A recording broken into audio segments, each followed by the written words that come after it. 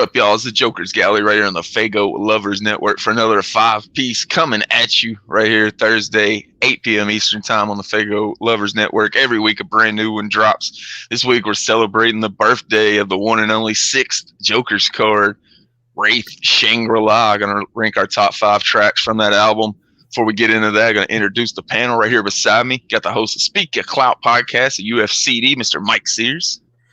What's good, y'all? Speak Your Clout podcast, Goonslot Gallery, 2,000 subscribers, and Speak Your Clout. Thank you to those that fuck with me. Been the boys all day, nigga. You know the vibes. That reminds me, on the Speak Your Clout channel, we got, if anybody's a fan watching this of wrestling figures, me and Mike nerded out for like an hour and a half talking about Hasbro and Galoob wrestling figures. So swing over to Speak Your Clout and check that one out if you want to nerd out to some wrestling figures and some fig fed talk. Yep, that was amazing. I watched it like twice, one time by myself. Then my uncle was like loving it. And we got top 5 Star Wars coming next month. Vintage Star Wars figures, that is. Oh, in the action figure game over there on the Speak Your Clout channel. That shit's fun to talk about. Like, it's something totally different. Love that shit. Then at the bottom, you got the Larry King of the Underground representing Trife Life, Luke the Goon. Yum Yum Bedlam is out. Is it good? Is it bad? You know, we don't know because it's not out yet. Hopefully you tuned into the listening party that we had. I'm sure it was a lot of fun. And thank you for tuning into the Joker's Card ranking. That shit was a ton of fun. Yes. Thank you for tuning in. I just want to add that's purely speculation. That might not have happened. It's true. You never know. But like I talked about, it's the 6th we're talking about. It came out on November 5th, so it's a good time to celebrate that birthday. I know we were all around for it, and it's something, as a juggalo coming up if you got on before the 6th, 25% of the conversations you had with other juggalos online or just chilling with was, what do you think the 6th going to be? What's it going to be called? What's it going to sound like? What's the message going to be? What's the butterfly going to be? And all that shit. Whenever I think about the 6th, I think about that. It's just immediately. The 6th era almost kind of saturated all the other eras because people was talking about it. The Malenko era, people were still talking about the 6th. During Jekyll, people were talking about the 6th, especially because it was the 5th card. They're like the next one up. And then you had that long wait because they put Bizarre out because they didn't want to drop the 6th on Island. So there was a long wait for us juggalos. And that was when the internet had really starting to kind of take over around 2001, 2002. You start seeing like real juggalos and Fago lovers. So they would be posting updates and things like that. And that was pretty much all we heard about it because famously ICP went into hiding. We didn't see ICP for like a year. They just kind of dipped out, stayed off social media and everything while they were recording this album. So really the first time I remember seeing the full image of it or anything is the seminar they did at the Gathering where they broke it down and first showed the image of the 6th. You got Twisted back there, like flipping the Joker cards around, and they ended up like smoking a joint and passing that around. That shit's fire. That's my first memory of the Wraith and seeing it and being like, damn, that shit looks dope. It lived up to my expectations as far as when I seen the image. I was like, damn, that shit's dope. I can fucks with that. What about you, Mike? For me, the greatest tour ever, Hatchet Rising, 2001. I didn't see the full image. It was a silhouette first. Yeah. ICP, Twisted, Blazing AVK when they had the fucking little bikes.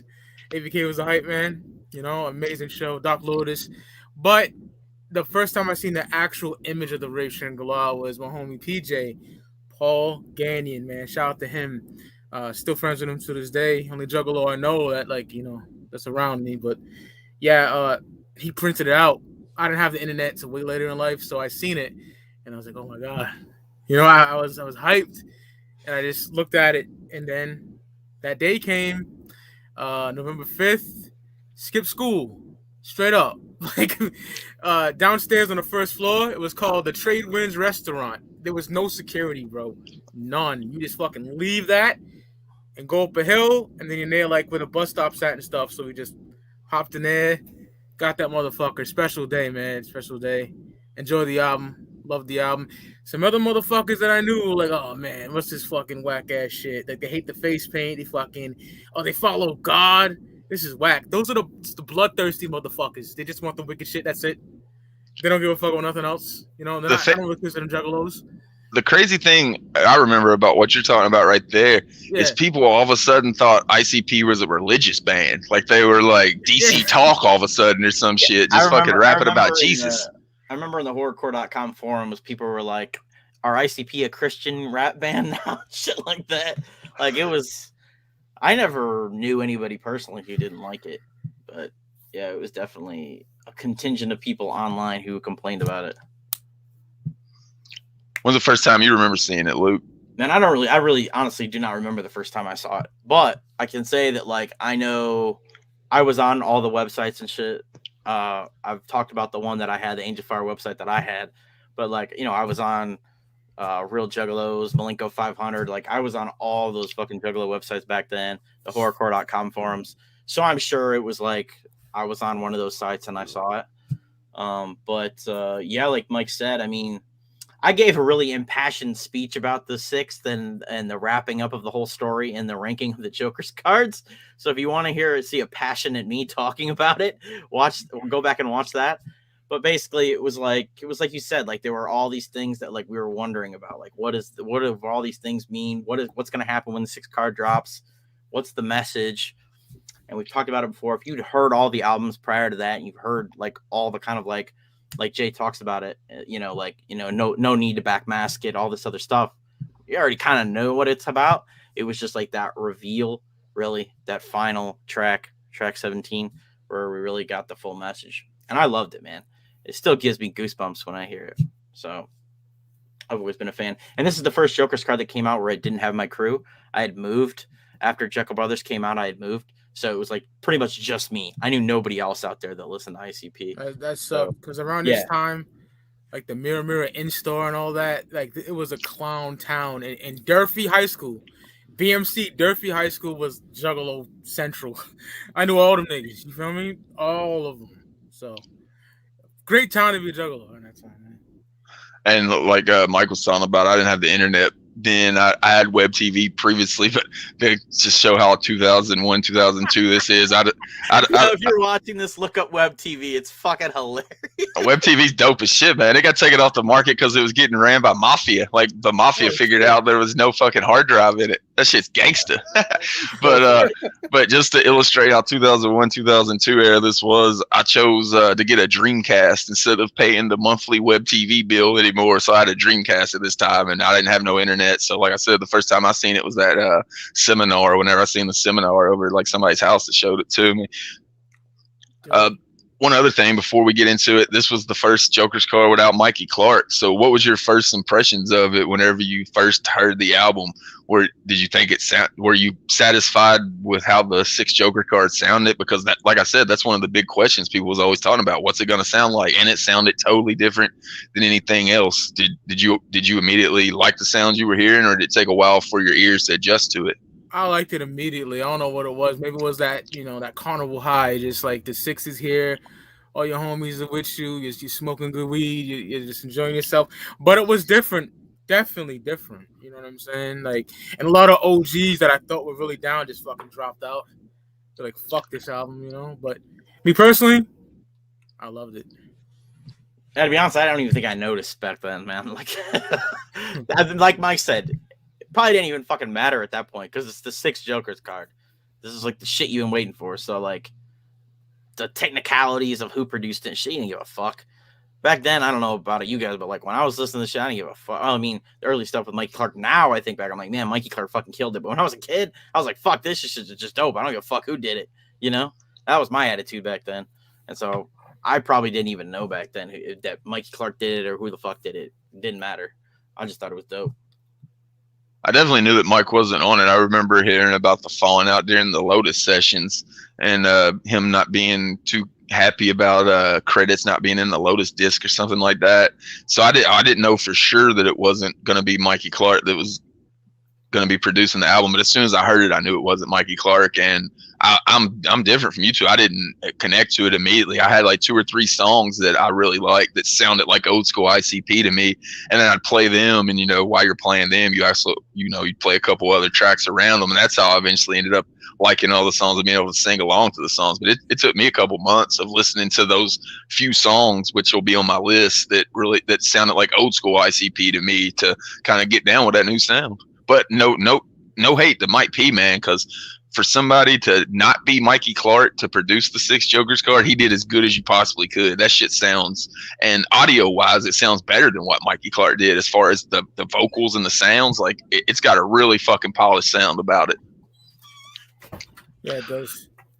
Go ahead and get into our top 5. I put this at the 5 spot because it's kind of a technicality. I know Luke says he always uses cheat codes, and like I said, I didn't connect to a lot of the songs immediately, but one song I did was the song that was on the sampler for the Wraith. It was called Simple and Blunt. See, that's just it though. It ain't a fan base. It's a family drawn together like we from outer space. I mean, we call ourselves juggalos. I guess I'd explain that we relate cause we've been through the same kinds of pain. I mean, ICP don't rap about the money we get because half the juggalos so broke they stealing our shit. And they don't wanna hear about us pushing up bands when they taking fucking greyhounds just to get the gatherings. We likes it wicked, we keeps it wicked. We like cartoon serial slaughterers on a record. It's how we adjust to the pressures of life. Let our music do the killing for you. You'll be alright. And seriously, ain't you the least bit curious? What's up with this underground world? We getting furious. Just like this sampler that you're bumping right now. This might be your calling to our carnival grounds. Tell me this, motherfucker, truly, how you living?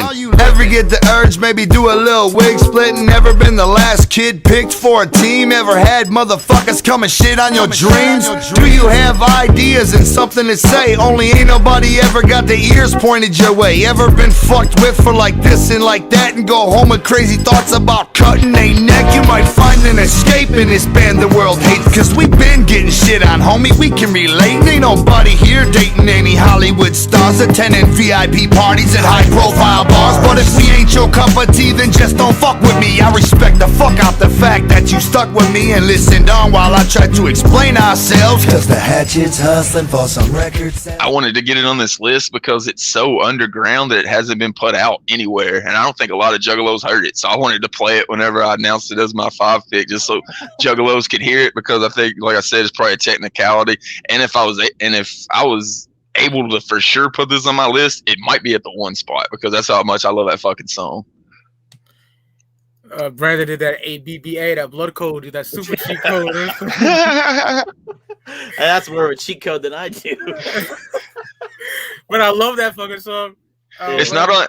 The reason I did is because it's not on any other album. If it was on a Forgotten Freshness, I would think of it as a Forgotten Freshness try. But that was the start of the 6th era to me. When I heard that song, I was like, "It's on."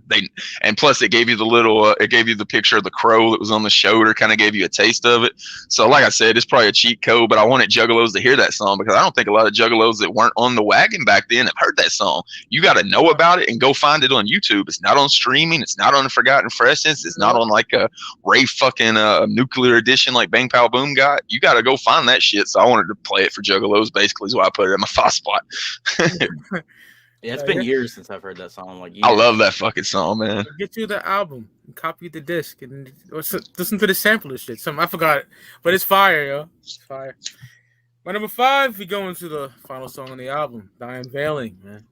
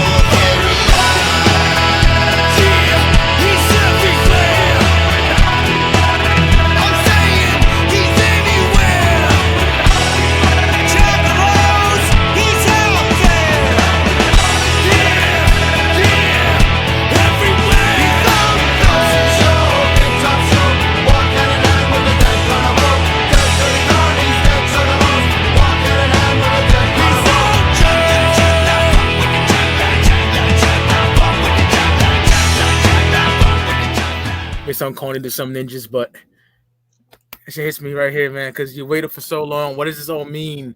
You know, dedicated to the butterfly. What the fuck is that? You know, you look in the booklet, find out, and then what they're talking about. You know what they were talking about. Listen to shit like "Pass Me By." You know, come on, it's right there. Favorite Insane Clown Posse song of all time, and just like the samples they use from different songs and shit is amazing. You know, go buy your fucking action figures, bitch. We don't give a fuck. You know. Love that song, man. Deep shit. A lot of juggalos, they felt a certain way when they came out. You know, they were happy about it. A lot of juggalos said, fuck it. I'm the one of the juggalos that said, you know what, this is dope, man. You know, I fucks with it. You know. They ain't sorry if they tricked you, bitch. Hey, you talk about like Pat. Still used today by juggalos. Oh, yeah, for sure. They ain't sorry if they tricked you. Hey, you talk about if you paid attention close enough, it wasn't really that big of a secret. And Pass Me By is definitely the biggest one. But one that doesn't get brought up a lot is if you reversed Echo Side. It told you. We follow God legit. It was it told you what was going on. Like if you played it in reverse, the shit that was reversed on Echo Side. So that's another one. If you heard the reverse of Echo Side, you weren't surprised at all. Shouldn't have been. We with that devil shit. We believe in God legit and shit like that. Like if that was the reverse message. And I don't hear a lot of people talk about that. Whenever they talk about you should have known whenever you heard it, that was a dead up fucking, and that was on the 5th Joker's card. So you had fucking 3 years to figure that shit out. No more reverse talking all the time, brother. You know, I love that song so much. That opening, oh man. Yeah, it gives me goosebumps still to this day. It does. Yeah, I love it. Yeah. My number 5, the Unveiling, man. All right. My number 5 is We Belong. I see you feeling lonely again, you some motherfucker. Feeling like you don't belong, like you the only other. But some of us scrubs got it worse than you. Now homies to call line, a crew to belong to. Some of us have fuck all the bullshit and dropped out. Some of us stood up to fight but got knocked out. Some of us like to cuss and don't like your format. We like the wicked shit and chose not to ignore that. Some of us be coming out of more than a broken home. Some of us be living out of our cars and carry on. Some of us eat a bunch of sweets as our real apartment and make you take off your shoes on our carpet. Some of us are on parole and can't leave the state, and some are dead and gone. My homie Blaze can relate, and some can't afford a free phone call. But them some of us is equal assault. Think about that. We belong, we belong, we belong. We belong, we belong, we belong. Some of us on dope cars that fail to exist. Some of us have profiles nobody else fits, and some ain't got time for the monks in Tibet because my own kids are hungry and they're looking at me for shit. Some of us on drug paraphernalia materials, and some of us have incurable sexual venereals, and some of us have dreams of being a star. And most won't make it that far, but it's all good. Some of us can't afford the coolest shoes. Some of us gives a fuck what popularity choose. Some bitches titty dance cause their babies are crying. Others say they dancing for college and know that they lying. Some of us are in love with people who ain't ours. Some of us don't give up until we're behind bars. And some of us must have been born to take the fall. But them some of us is equal assault. And I'm which right here, we belong, right here, we belong, right here, we belong, right here, we belong, right here, we belong, right here, we belong. The chorus is so good, and like they have so many funny lines. Some of us own drug paraphernalia materials, and some of us have incurable sexual venereals. And then some bitches titty dance because their babies are crying. Others say they're dancing for college. You know they're lying. That they lying. There's so much, and then the chorus is so dope. You know, we belong, we belong. Shit, dope, man. I fucking love it. Carnival is here. Yeah. Classic Juggalo chant right there. Like that's one that if they play that shit live, you want to fucking be singing along with all the homies in the pit for. They're good at anthem. They're good at anthem songs, man, and it transferred to any producer that's produced them. So it's ICP that fucking the magic is with them anthem songs like that for sure. Move it up to my 4th spot now. With probably the most wicked track on the album, they kind of let you know that they could still do that shit when they want to. Hell's Forecast. Something had woke me, a thump on my roof. It was followed by crashing, more thumping ensued. I jumped out of my bed thinking I'd been invaded. Heard smashing, more pounding, the sound escalated. Looked out of my window, blood dripped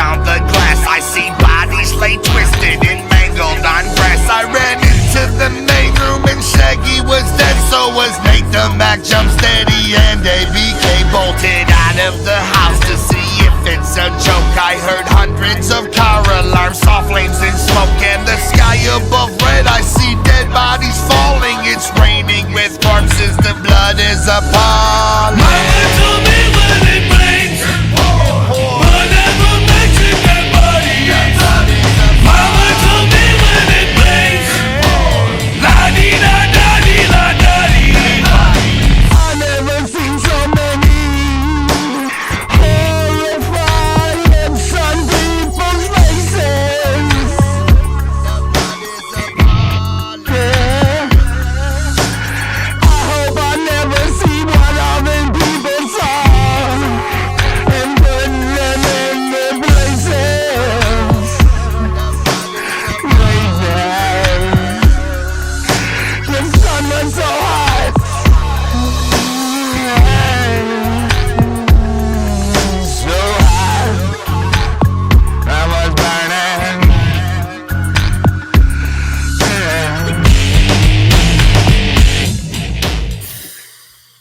Love it.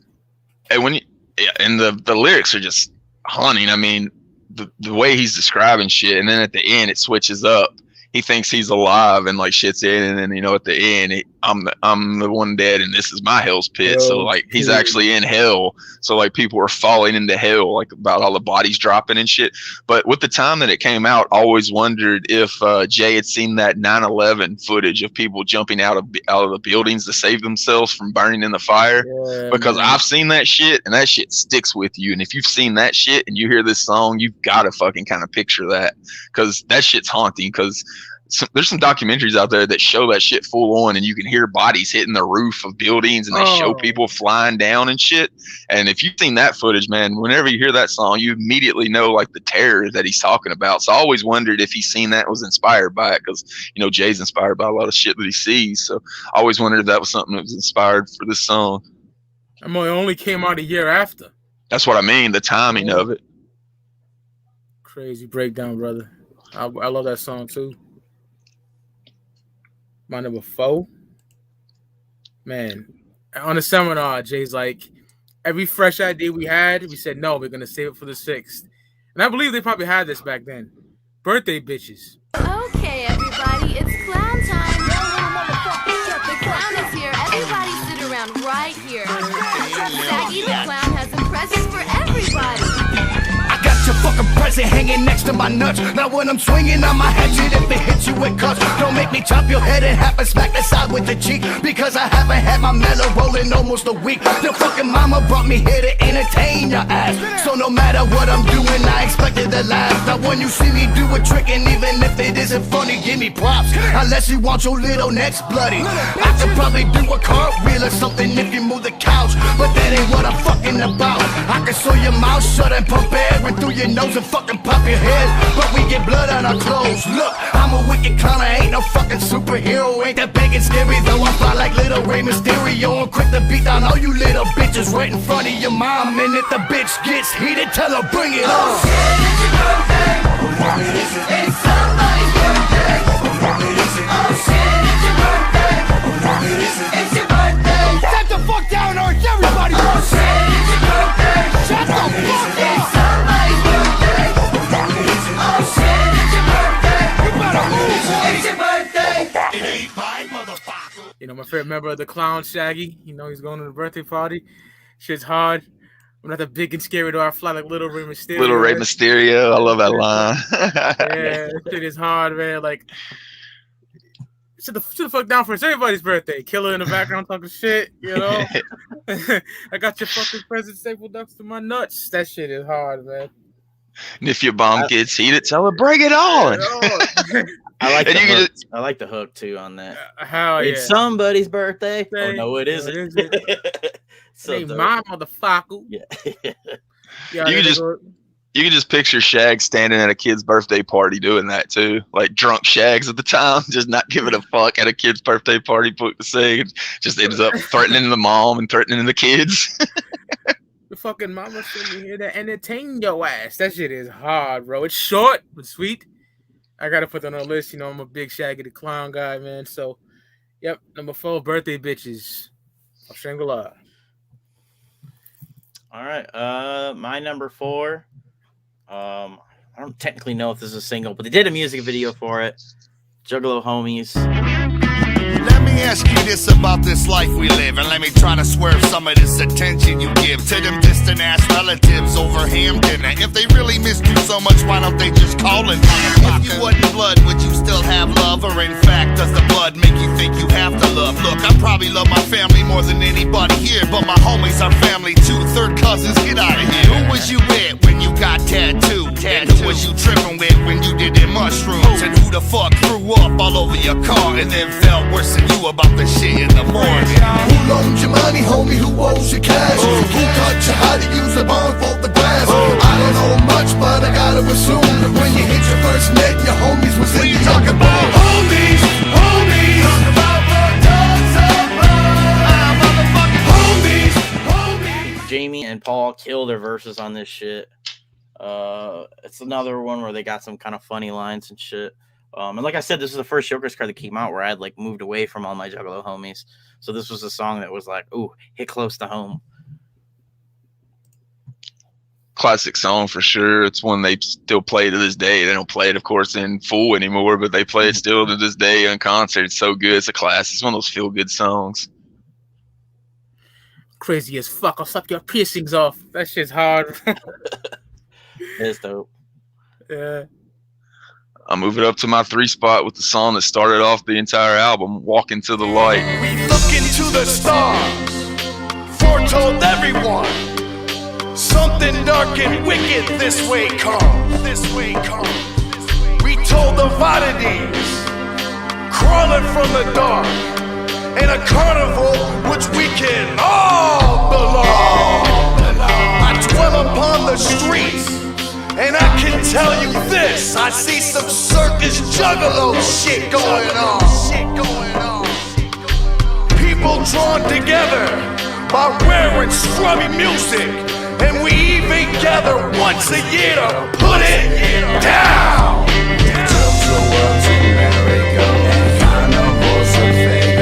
Just trying to tell you all about the life. The Joker nights have fallen with spectacular array. When the Wraith is calling, walk into the light. I hold a bloody axe, dressed in hatchet red. We speak languages people don't understand. I send Fagos via punching clear across the stadium in fashion only fucking juggalos could ever demand. I got ninjas in my backyard wearing anybody killer paint. I'm thinking, what the fuck is going on? Then I see the platinum on the wall, and I realize the carnival's been right here all along. So let's bring it on. Tilt-a-whirls and merry-go, and carnivals are fake-o. We're just trying to tell you all about the light. While the Joker cuts have fallen with spectacular array. So when the Wraith is calling, walk into the light. The one line that always stand out to me from Violent J is, I got ninjas in my backyard wearing anybody killer paint. And you know he's went through that. Like he's, he talks about it in his book. He had to get rid of that house he had because Juggalos discovered where it was. And you know, there's been some point where there's like a ninja walking by with anybody killer paint, and that inspired that line of that song. Just the absurdity of that just always made that line stand out. And it's a really good opening track. Usually you think of track 1 with the Joker's card. It's like a spoken word intro, lasts about 30 seconds to 90 seconds. Think about like Alice Cooper or the Jekyll Brothers intro where they go into the pawn shop or whatever. This is a full-on song. I think it lasts like 5 minutes. So that really stood out as different to me. And it's one of the ones that actually connected to me immediately. It sounded like an ICP song when I heard it. So I put it at my 3 spot, Walk Into the Light. Yep, it's a great fucking song. Love that shit. So my number 3 is a cover song from fucking a legendary fucking West Coast gangster rap group, Above the Law, Murder Rap. When I sit there and write this shit for the mic I hold, I make sure my beats are loud and bold and cold. Violent J is the name that I go by. Waking up with blood on my hands and I don't know why. You motherfuckers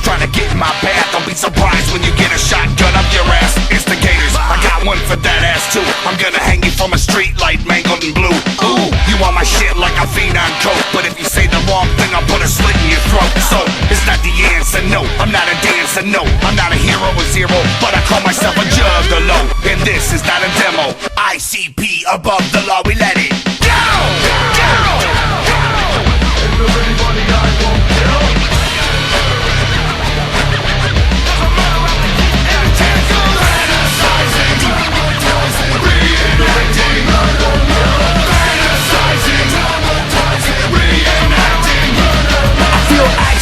Speak loud like words of verbs and adjectives to give the scrubs a chance to live. Not who's first, second, or third. Now he said, she said, fuck whatever you heard. When you live like that, your life is mangled. In other words, your neck is all tangled up. I ain't a hoe, I always go for mine. I was hard as hard from the start, but you can always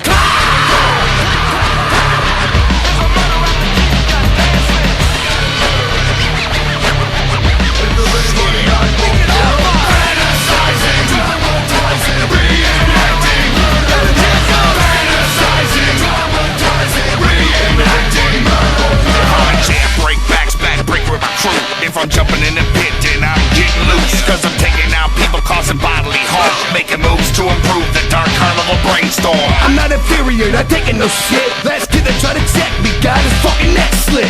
Power's my name, the clown be insane. And if we get the panicking, we all gonna rearrange. Gentlemen, introducing the triple threat, the great Master.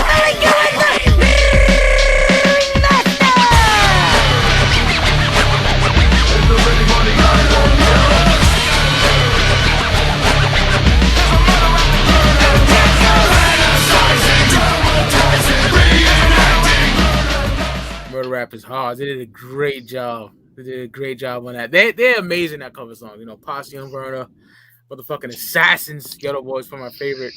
But Murder Rap, it's hard. They paid above the law homage, and they did it in a great way. I ain't a furry, no taking no shit. Let's get this shit. Let's test me. Got his fucking neck slit. That killed that shit. They just like changed the verses around a little bit, but they did it in like the Wicked Clown way, and they bodied it, man. So number 3, Murder Rap, and I love Above the Law. I'm a big fan of Above the Law. Cold 187 should have never signed a Psychopathic. That album's trash. But I worship the rap group. Amazing. Yeah, I think we mentioned before that song is the only song that's made it on 5-piece from Shangri-La. Yeah. Not crazy, but yeah. Yeah, love that song.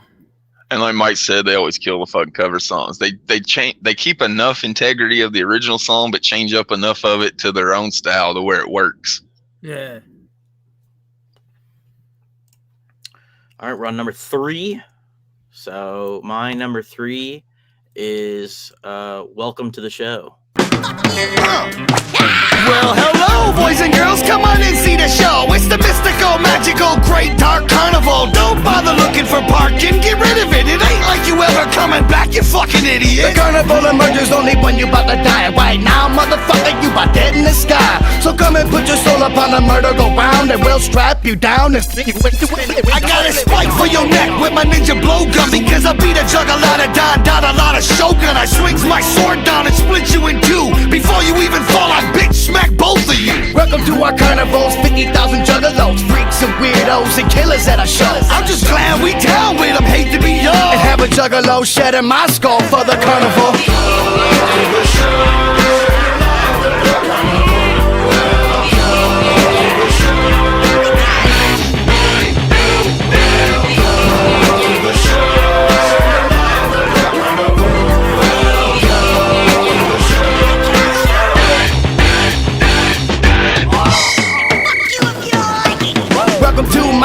I be the shag, sit back and enjoy, relax your nipples and nut bags. It's only juggalos here, you know what we about, swinging hatchets, fago and a dick in your mouth. So they call us a circus, we accept the role. We've been saying that it's coming for like 10 years or so, and everywhere that we go, from Alaska to Spain, I'm seeing juggalos dancing in a fago ring. Some of those at our shows feel like carnival high. I see them jump on the stage and float off into the sky. They ain't never coming back, the carnival has been found, and all we can do is dream about it, smoking them down. I got love for dead people and I hope to die. I got men waiting on me up in Shangri-La. But if you really want to hear the fucking devil's exhibit, the shit is called Run Out and Get It.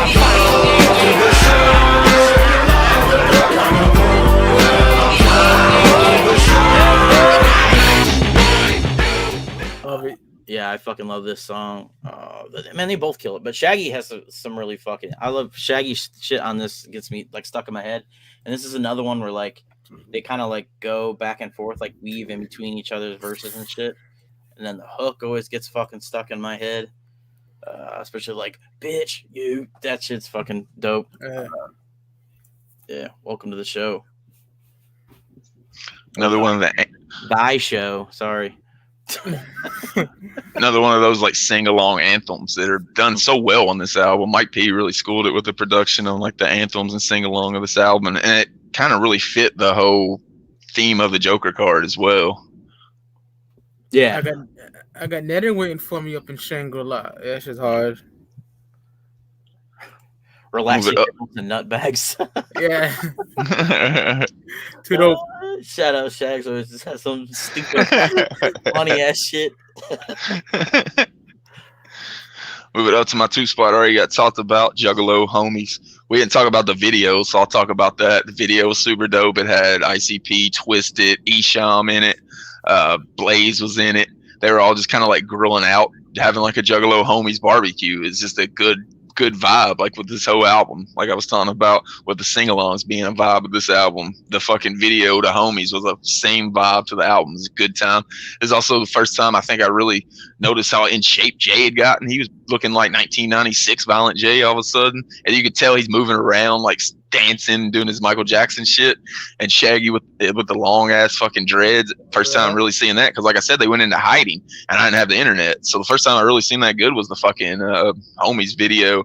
And that song, like I said, classic, always gets played to this day for a reason, because it's really fucking good. Summed up the fucking family era. If you want to take a picture of the family era and show it to someone, just play them Homies. It's got everybody. And the merch back then, unbelievable. All the jerseys in that video and shit. That's my era, bro. When I was a fucking 17-year-old kid wilding, man. Legendary shit. So, man, my number 2. Damn near the title track, The Wraith. Always uninvited, fuck off, unrespected. Sometimes he creeps, other times he's expected. He hangs out in bad neighborhoods up at the park. He will strike in broad daylight but prefers the dark. 3 little kids caught inside a burning home, who just sit there and wait for him. Leave him alone. The sheriffs we're alive today and death is inevitable. He's waiting there watching through the eyes of a crowd.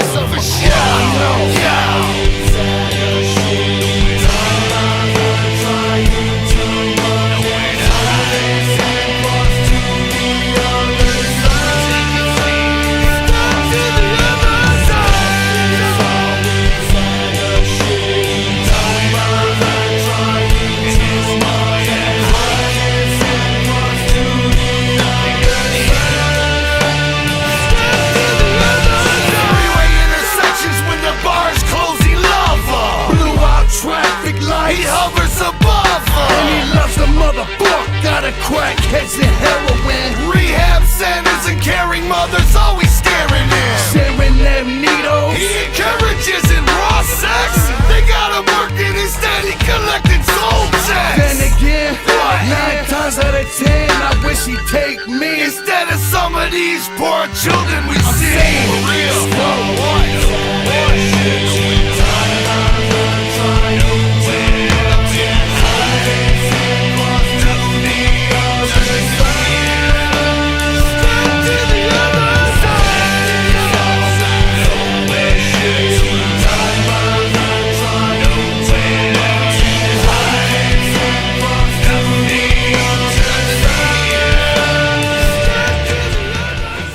That song so much, man. It's dark as fuck, you know. Always uninvited, fuck off, unrespected. And that shit's fucking hard, you know. And then they're just explaining what like the type of the shit like death, what death attracts, you know, what it takes. You know, and he loves the motherfucker out of crackheads and heroin. Shaggy's that dude. I fucking love that shit. Dope ass song, man. Title track, The Wraith of Wraith Shangri-la. Number 2. Classic, man. They go back and forth and just kill that shit. I love that song so much. That's probably the best Joker card title song there is. Like, think of a better one. Usually they're kind of short, like 90 seconds or so. And Yeah. this is I a don't know, full man. on song. I really like some of the Joker's card songs, like Jake and Jack Jekyll, Riddle. Yeah. Yeah, but they're like 90 seconds each. This is a Oh, full on. man. This is a Great full on Malenko. song. Great Malenko, bro. Great. Come on. Still really short There's though. really fucking good title tracks for some of them. I think this one's the best. It's most Yeah. detailed, unarguably. Yeah, Gives you I'll- gives you the best picture of what the Joker card's supposed to be. Yeah. Always, I like the line. Sometimes he creeps, other times he's expected. Like, Yeah. it just sums up the Wraith so perfectly. Always on him. Fuck off. It's hard, bro. I love that song. And it's thrown in, like I've been talking about, the vibe of this album's like happy fucking sing along shit, and then you get, like I talked about, Hell's Forecast kind of earlier in the album, and then later in the album you get this that brings that fucking classic clown like dark energy to it, and it works. Love that shit. Hell yeah. So we're at number 2, I guess, right? All right. Yeah, mine was already brought up. Murder Rap. Yeah, they both absolutely murder that cover. Not much else to say on that one, man. They kill it. Yeah. Go ahead and get into the one spot then. I already talked about, but I figured we could probably talk about this one a little bit longer. Thy Unveiling. Yeah, that's my number 1 as well. Carnival of Carnage. The Ringmaster. The Riddle Box. The Great Malenko. The Amazing Jekyll Brothers. And the Wraith. Looks like we're all out of time, brother. Everybody's out of time. Fuck it. We got to town. All secrets would now be told. No more hidden messages. This is it, y'all. Time's up. Everything we are right here. No need for the reverse talking. The truth. Now we've been told this carnival shit has touched on many lives. That's right. People have fucking sworn to us they too can feel it inside. What is it that draws you in? This magic that compels you? We've been waiting 6 fucking Joker cards to finally tell you. The messages and hints were there, although most never picked up on them. We snuck them in subliminally with that wicked shit around them. We mention more and more of this on every Joker's card. The bottom line always the same. You ain't have to look hard. We wickedly kick it, inflict it, you get with it, and dig. We don't preach it flat out, cause some ninjas don't wanna get with you. They quick to forget you without the hatchet and get out. So we roast the hatchet, do or die. Now Juggalo standing tall. After all, 6 have risen. The end of time will consume us all. It ain't got nothing to do with us. It ain't psychopathic records. All we're doing is pointing shit out to you. We in this together. Who's behind the Dark Carnival, the gatherings and the hatchet? Who's behind Dark Lotus, the circus and everybody at it? Who invented juggalos and juggalettes and fucking Fago showers? What about that feeling you get when bumping our shit? Who's behind the juggalo powers?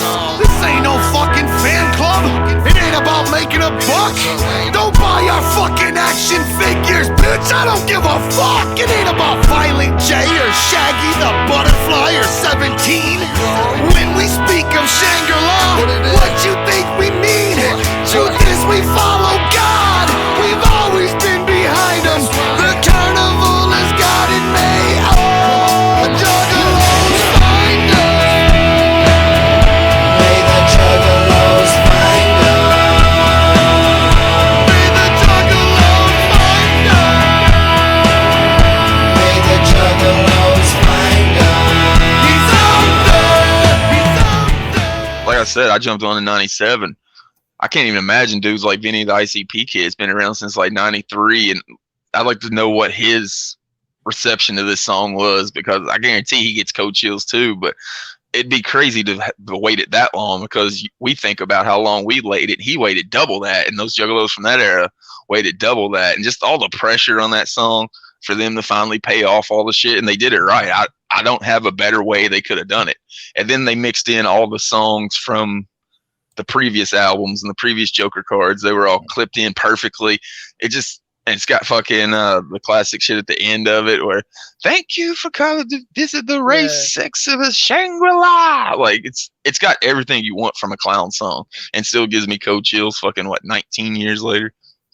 So it's got to be my one spot. Oh, yeah. Yeah, I love the in the beginning when they do like the gongs, and it's like, they do the different gongs, and then they say the Joker's card. And it's just so fucking good. And like the guitars in the beginning when he's like, "Oh, time's up," and he kind of like it's so fucking good how like it's kind of like spoken word, like the way he rhymes everything. It's like he's just talking to you, but it's a fucking song. Like, it's so fucking, like, I don't know, that song is so perfect to like close out, to make a track 17. Yeah, like you said, that was what we had waited for. That was the answers to most of the questions that we had about the 6 Jokers card. Goosebumps still. I get goosebumps still when I hear that song. And perfectly done, like we mentioned. I don't know any way they could have done it better. Like we always set and critique things that ICP does. Like, they should have made this a single. They should have made this a music video. I can't critique anything about this song. Like I've listened to it for 19 years and I haven't found one flaw in it. And that's what the last track of the original 6 Jokers card had to be, and they delivered. And that's fucking dope. So it's got to be my one spot. I kind of feel bad for people who found ICP after this record, like later, that like came on like Bang Pa Boom and shit like that, because they didn't get to experience that song like we did. You know what I mean? They didn't get to experience the 6 dropping like that, and like, I don't know, it was just it was magic, man. There's no other way to explain it, bro. It's just like crazy. We talked about it. People would speculate about the 6 Jokers card, and it all, like, I think back to Shockumentary where they're talking about how Jay and Shags are gonna kill people like Heaven's Gate, or like blow up a concert or some shit like that was real. Search like a 6 Jokers card 1998 Angel Fire if you're bored on Google, and predictions, and that shit'll come up. People thought that Jay and Shaggy were gonna kill themselves whenever the shit dropped. People thought that like there was mass suicide at the gathering. Like, that shit was real. Like, it was the same way that church groups were fucking protesting Marilyn Manson and shit. Like, as real as people believe that shit was, they believed that like the Dark Carnival fucking message was going to be some crazy ass fucking shit. Like, it wasn't so much the juggalos, it was like the parents of the juggalos that taught this shit. Do you guys think they would have been as popular as they got without the mysteries of the first deck? Without all the like kind of lore and all the tidbits and shit that they spread throughout their albums? Like, without the Joker card theory, just in general? Yeah, like if they hadn't set things up the way they did, like if they were just 2 fucking normal ass rappers and shit. No, because to me, the Dark Carnival mythology is some of the greatest shit in music history. That's genius shit, my personal opinion. The mythology of the Dark Carnival was more comparable to Star Wars to me than anything in music. It's a whole world. They built a fucking world. Like, it's not, it's above music as far as that goes. And that's what I think makes them so special. I think that's why you see such a almost consensus of juggalos that like fucking Halloween, like wrestling, like comic books, like horror movies and shit. All that type of shit appeals to juggalos because ICP appealed to juggalos by being that musically. And then, like I said, the whole saga of the Dark Carnival, it's more comparable to a Star Wars than it is to anything that's ever happened in music. So I don't think it would have captured the imagination of all those juggalos without it. It makes sense since like we know like Jump Steady's so much into like role playing games and shit that like they created like their own little world and shit with the 6th. But Shags and Jay ain't into that shit really, so it's even more crazy. They played with them a little bit, and like we've said before, like we've talked about how Jay doesn't really like horror movies, but he can do a song like 12 or some shit. There was definitely some kind of like osmosis or some shit going on between them and their brothers and the people they were running with. I don't know how somebody that doesn't watch horror movies can write 12, and somebody that isn't hardcore into fucking like Dungeons and Dragons and role playing can come up with the idea of the 6 Joker cards. Like Jay's just on some fucking crazy shit. Like ever since, it's just got that imagination. And something that was really cool whenever they were doing those Patreons, and they did the talk show, and his mom was on there. She was he was like giving her credit, and she was talking about how she always wanted their imaginations to be like big, and she never if they wanted to do something, she always helped them. That's why she that's why his mom helped them with the backyard wrestling and all that shit, because she always wanted to encourage their fucking creativity. And it's fucking dope that she ended up getting paid off for that type of fucking philosophy by her being able to retire, getting her house paid and car paid from the fucking Joker cards and what she, because she fucking helped fucking bred that shit. If she was some kind of fucking snobby ass parent, they would have shut down everything they did. Shit might not have happened. So she's the one that's probably as responsible as anybody else that had to start right there. So that was dope that they got to give her those props on that Patreon. Oh yeah.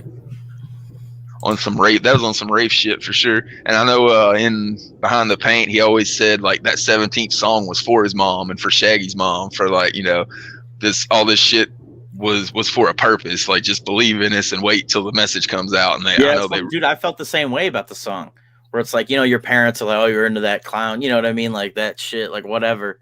And then that song comes out, I literally played that song for my dad. I was like, see, motherfucker, you know what I mean? See, straight up, this is the shit. This is what I'm talking about, bro. You criticize all my shit. Look, this is what it's all been about the whole fucking time. It was like a gotcha moment, That's funny that Shaq or Jay felt that way about the song as well.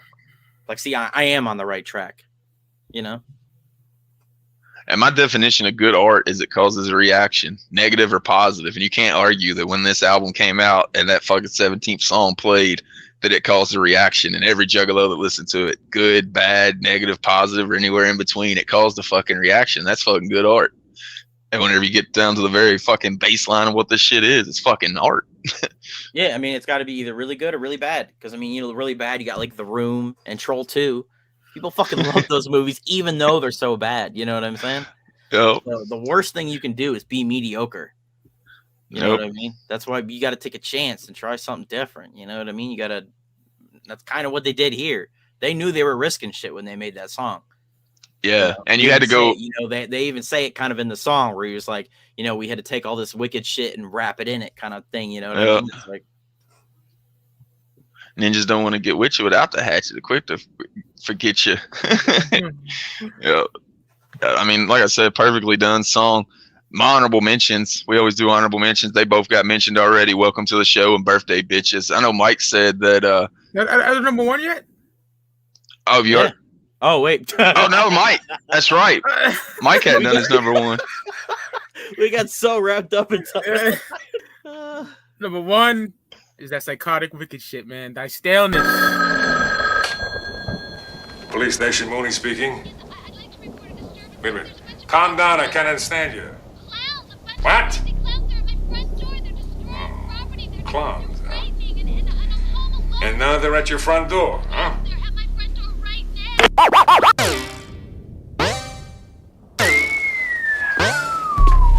Killer clowns. Holy shit. Let me see your throat thing there, buddy. I'ma chop it. See the ideas that make you die. Stop it. I don't know why, but your heartbeat offends me. I need to cut you off at the windpipe desperately. Like, how about cutting your own neck? I did 17 times. Why you think I talk like this before I cut myself? This was my voice. Now give me your neck pipe. You don't have no fucking choice. I'm not ready to die. Neither was Eazy-E. What makes you so fucking special? You can escape the Wraith. You mean Wraith? I said Wraith. Now shut the fuck up and give me your windpipe so I can cut that motherfucker. Pick somebody else. I'm picking anybody I can find, and you happen to be the next motherfucking line. Okay, let's do it. Keep still right there, and about 1, 2, 3 of those motherfuckers, I'm out of here. I wanna. It's like I need to. I wanna. It's like I need to. What kind of circus is this? How you gonna give me a straight jacket it when I'm crooked. Took it and shook it, ripped it and unzipped it, and waited for the nurse guy to bring me my tray. Jumped him from behind and turned his head backwards my way. Took all his keys and a crate of methadone. Masturbated on myself and leaped out the window. Then I turned around and went right back inside once I realized I could have grabbed the gang of formaldehyde. Suddenly another fucking guard shot me. I played the whole movie shits off like, you got me. Laid there playing dead, and when he checked my pockets, I jabbed my fucking thumb knuckle deep in his eye socket. Jay and Shag's in like a mental institution. Fucking, even the shit that Shaggy says is crazy in there. You know what I'm saying? Like, let me see your throat there, buddy. I'm gonna chop it. See, the idea is to make you die. Stop it. It's so fucking hard. And he's like, I don't want to die. Like, neither did Eazy-E. You know, man, I fucking love it. It's fucking crazy. And Jay talking about, you know, slapping up the doctors and took his keys and a crate of methadone, masturbated on himself and leaked out the window. Fucking dog. And I think it's that Killer Clowns from Outer Space skit on there too.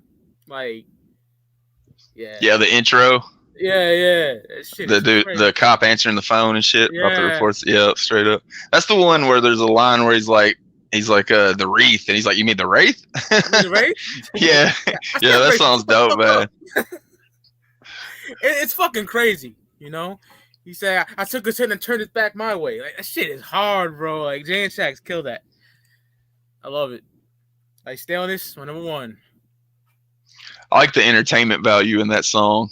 I always talk about like with super famous fun time guys, like they always bring entertainment into the actual song, and that's like you're talking about. It's like Shaggy talking and somebody talking shit back to him in the song. It's more than just listening to a fucking rapper fucking flow. It's fucking entertainment thrown in there as well. That's why I love LLE so much. I'm a 35-year-old man, and it makes me feel like I'm back then in the golden era of Psychopathic. I can't say that enough. Yeah, because a lot of people have an influence over there, and that company grew up when we did and had felt these same fucking things we were talking about and went through it and knows that magic, and they try to bring it how they think it should be brought, and they usually do a pretty fucking good job at it. Absolutely. Guess now we can get into honorable mentions. Like I said, mine have already been mentioned. Welcome to the show and Birthday Bitches. Mike was talking about with Birthday Bitches how ICP always said they had ideals for the six that they saved. And I think that's probably one. You think of a clown showing up to a kid's birthday party. That's something that should be on the first Joker's card, but it probably got saved right there. Then, like we were talking about when it was on Mike's list, just Shags. I can picture Shags standing at a birthday party, drunk, hungover, pissed off, and these kids ain't liking his tricks. They end up getting in a fight with a mom and thrown out and fucking arrested. Like, I could see that back in the day with Shags. Got your fucking present taped up next to my nuts. Disrespectful, ignorant shit. Love it. Yeah. You always love them fucking random bits of Shags you get too. Those fucking just two dope songs where he comes out and does that ignorant two dope shit, and it's fucking always fire. Been my favorite member since I was 12 years old and not changed yet. I love Shaggy. Anybody else got honorables? Mine would be Ain't Your Business was on my list. Oh, I fucking love that song. I literally changed it as we were doing the show. I had the other song stuck in my head. I'm like, man, I gotta swap this song out. But yeah, Ain't Your Business. I love that fucking song. Blam. I like fucking Blam. Those probably be my two major ones.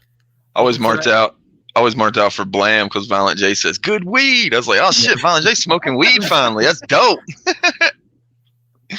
Welcome to the show for me. Welcome to that show. Mm-hmm. Welcome to the light, even, you know. Oh yeah. Welcome to the light too. Hell's Forecast, definitely. Yeah, I like the Isham thing at the beginning of that. I am the wicked shit. I was on the first. It's on the first Joker cards and the last motherfucker. I tell you, I'm much more happier that it was Isham than fucking Kid Rock that was on the first and last, because that would have fucking transferred too well today. I'm glad they kept him the fuck off that card. I think the only song I don't really like on the album is Cotton Candy and Popsicles. I think that's the only song I'm not really a fan of on the Wraith. It's not one I'm gonna play like if I'm looking for ICP songs in a playlist, but if I'm listening to the album, it's got enough funny lines in it. I'll listen to. I like that shit. Like you met Jay, right? He goes first, and Jay's like, yeah, because that's like how it works. Like that shit always made me laugh. Bitch, I'm Shaggy, call me that. That's just fucking hard, man. No, bitch, I'll slap you, call me that. Call me that. Call me Shaggy, Southwest Thug. Yeah, that shit's fucking hard. I don't like Blam. I'll be You honest. don't like Blam? I've Oh, never man. liked Blam, dog. I don't think I have any I really dislike. Oh yeah, I mean, where I don't I'll skip really it. dislike that song, but it's my least favorite, probably. I'll say. One we haven't mentioned is Crossing the Bridge. I think that's the best vocally in a chorus that ICP's. I don't know how they got the sound. I've never heard ICP sound that good on the chorus, like singing, like just pure singing. Like you get that shit on that fucking DVD they put out. It sounds like they brought in Scott Weiland to teach them how to sing them fucking bars like Limp Bizkit used to do. That shit is on point, man. Like it's layered. It's layered like Alice in Chains used to do and shit. Like that shit. And Mike P just schooled the fuck out of that. It's the best they ever sounded singing for sure. Right. Even though the song, I don't really dig the song much, but the chorus of it, man, I'll fuck with that chorus.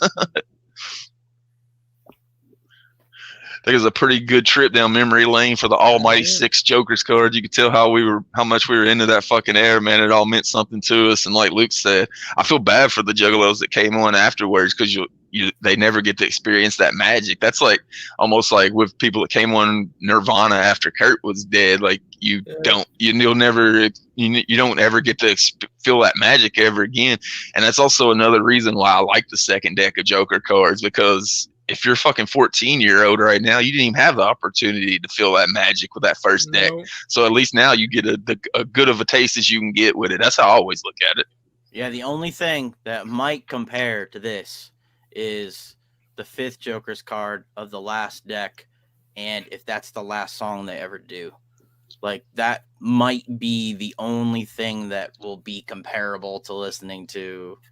Yep, because if they stick to the plan, Jay said the plan for the second deck was to end like the first deck did. So it's not even really a surprise. He's pretty much told you how it was going to end. So like, yeah, that's a good point. I never really thought of that. Like the 5th song of that second deck could be like the second coming of Thy Unveiling. It's the last shit. So yeah, that'd be the one for the new Juggalos. I could see like circling it on their calendar and speculating what it's going to be. Fuck, I'm an old school Juggalo. I'm speculating what it's going to be. Yeah. So if you didn't live through that first one, I think it's cool that you have an opportunity to at least live something that is as close as it possibly could be. Yeah. Remind everybody every Thursday right here on the Fago Lovers Network, a brand new episode of 5 Piece drops 8 p.m. Eastern time. Until then, I'm the Joker's Gallery. You just watched 5 Piece. We out.